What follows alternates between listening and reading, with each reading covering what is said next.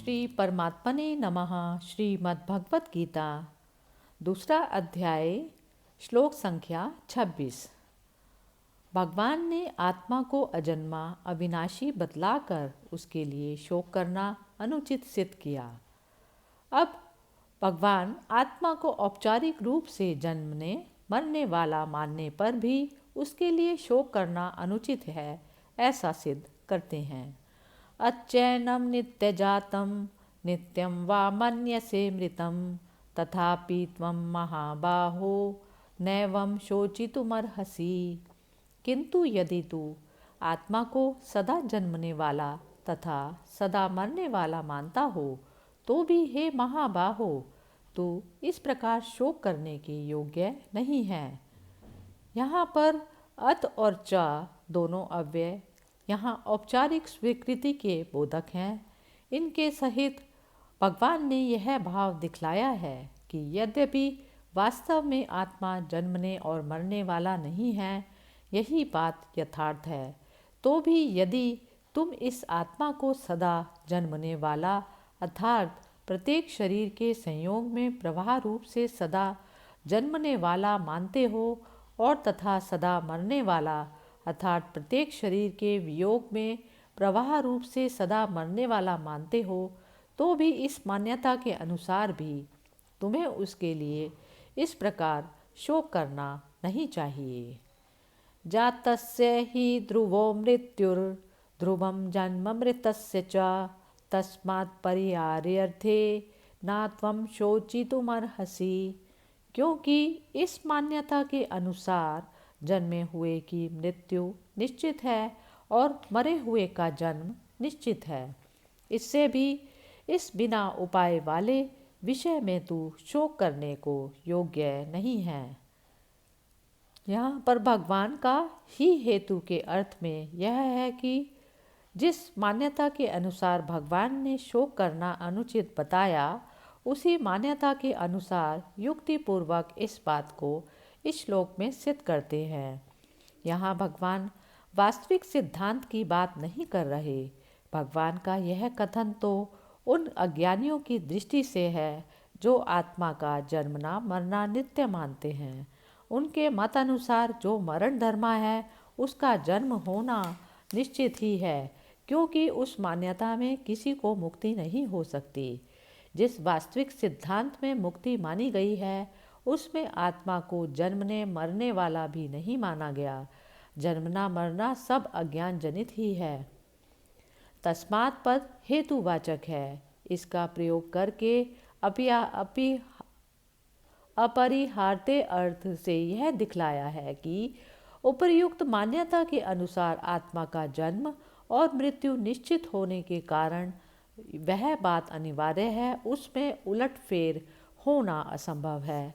ऐसी स्थिति में कोई उपाय न जानकर बात के लिए शोक करना नहीं बनता। अतएव इस दृष्टि से भी तुम्हारा शोक करना सर्वथा अनुचित है, ऐसा भगवान श्री कृष्ण अर्जुन को समझाते हैं। जो आत्मा को नित्य अजन्मा अविनाशी मानते हैं और जो सदा जन्मने मरने वाला मानते हैं, उन दोनों के मत से ही आत्मा के लिए शोक करना नहीं बनता, यह बात सिद्ध की गई। अब अगले श्लोक में भगवान यह सिद्ध करते हैं कि प्राणियों के शरीरों को उद्देश्य करके भी शोक करना नहीं बनता। अव्यक्तादीनि भूतानि व्यक्त मध्यानि भारत अव्यक्त निधान्य एव पत्रिका परिदेविना। हे अर्जुन, संपूर्ण प्राणी जन्म से पहले अप्रकट थे और मरने के बाद भी अप्रकट हो जाने वाले हैं, केवल बीच में ही प्रकट है। ऐसी स्थिति में क्या शोक करना उचित है। भूतानी पद यहाँ प्राणी मात्र का वाचक है। उनके साथ अव्यक्तादीनि विशेषण जोड़कर भगवान ने यह भाव दिखलाया कि आदि में अर्थात जन्म से पहले इनका वर्तमान स्थूल शरीरों से संबंध नहीं था।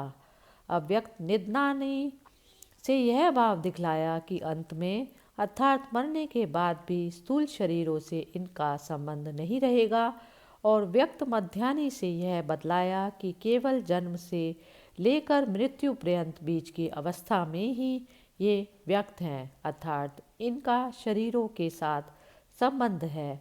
ऐसी स्थिति में शोक करना क्या उचित है?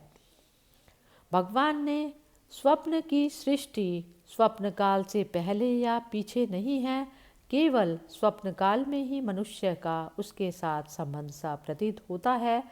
उसी प्रकार जिन शरीरों के साथ केवल बीच की ही अवस्था में संबंध होता है, नित्य संबंध नहीं है, उसके लिए क्या शोक करना।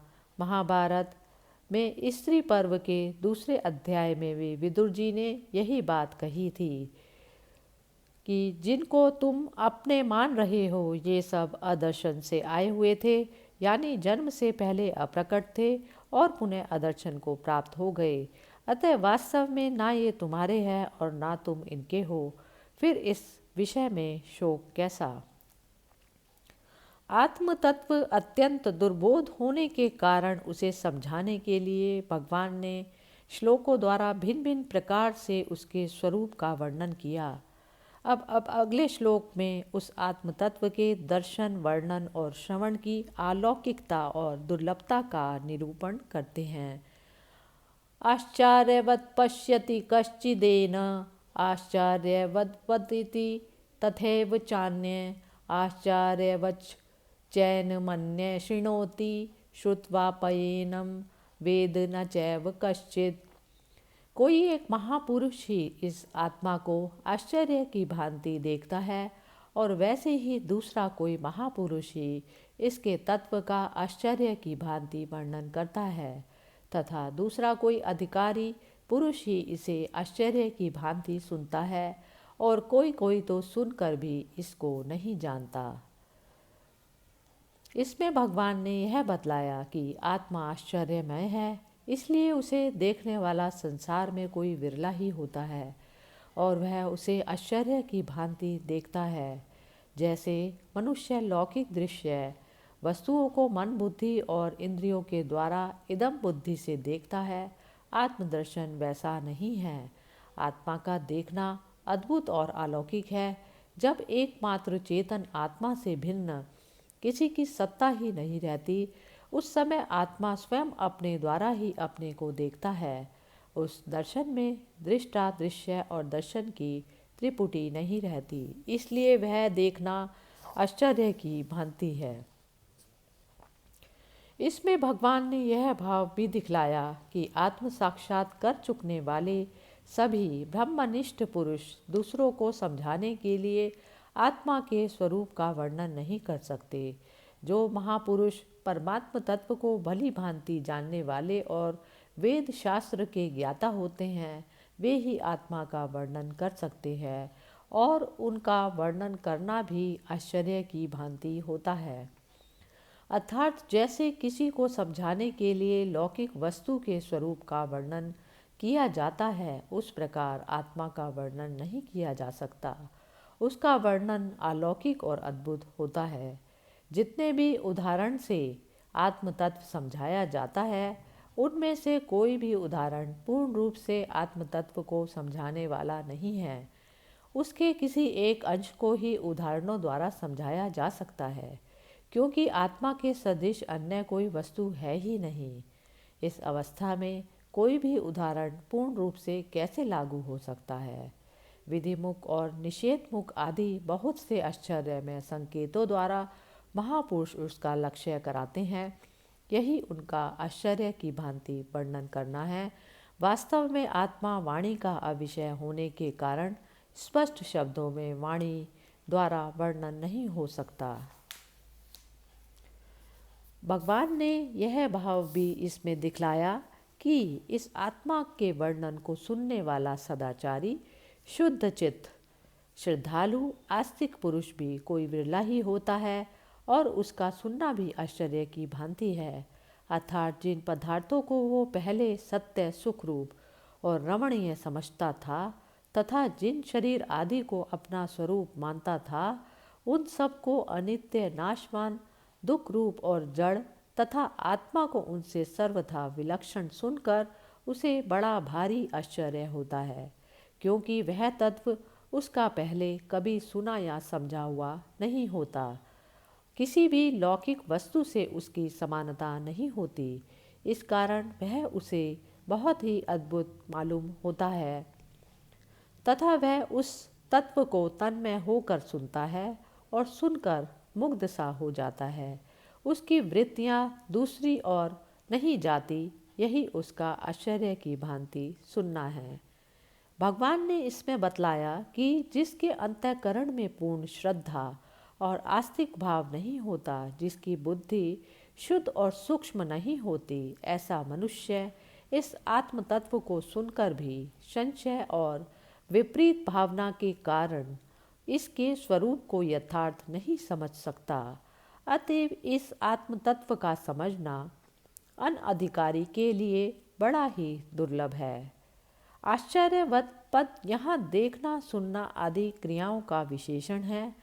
क्रिया विशेषण होने से उसका भाव कर्ता और कर्म में अपने आप ही आ जाता है।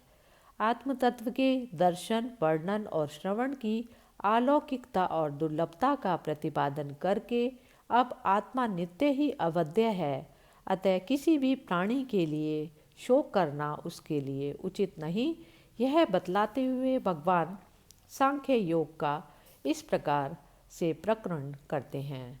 देहि नित्यं बध्येयोऽयं देहे सर्वस्य भारत तस्मात् सर्वाणि भूतानि न त्वं शोचितुमर्हसि। हे अर्जुन, यह आत्मा सबके शरीरों में सदा ही अवध्य है। इस कारण संपूर्ण प्राणियों के लिए तू शोक करने को योग्य नहीं है। इस वाक्य में भगवान ने यह भाव दिखलाया कि समस्त प्राणियों के जितने भी शरीर हैं, उन समस्त शरीरों में एक ही आत्मा है। शरीरों के भेद से अज्ञान के कारण आत्मा में भेद प्रतीत होता है, वास्तव में भेद नहीं है और वह आत्मा सदा ही अवध्य है। उसका कभी किसी भी साधन से कोई भी नाश नहीं कर सकता। इस वाक्य में तस्मात् पद का प्रयोग करके भगवान ने यह भाव दिखलाया कि इस प्रकरण में यह बात भली भांति सिद्ध हो चुकी कि आत्मा सदा सर्वदा अविनाशी है, उसका नाश करने में कोई भी समर्थ नहीं है। अतः तुम्हें किसी भी प्राणी के लिए शोक करना उचित नहीं, क्योंकि जब उसका नाश किसी भी काल में किसी भी साधन से हो ही नहीं सकता, तब उसके लिए शोक करने का अवकाश ही कहाँ है। अतएव तुम्हें किसी के भी नाश की आशंका से शोक ना करके युद्ध के लिए तैयार हो जाना चाहिए। इस प्रकार दूसरे अध्याय का 3रा श्लोक समाप्त हुआ। हरि ओम तत्सत।